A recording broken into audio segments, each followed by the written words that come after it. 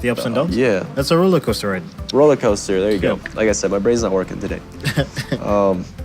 Yeah, so you have a lot of ups and downs, and you just have to learn how to push through those and know that things are going to get better. That when I sold the drop shipping store, I was feeling really good about myself.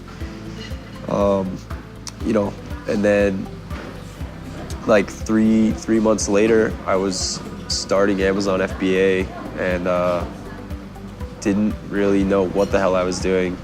Felt like maybe I was wasting my time.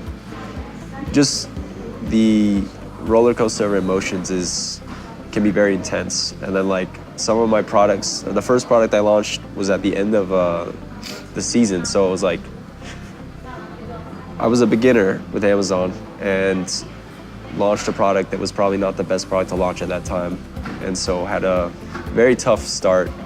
And so, you know, going from like selling your business to basically making barely any sales on a new product just feels like shit. So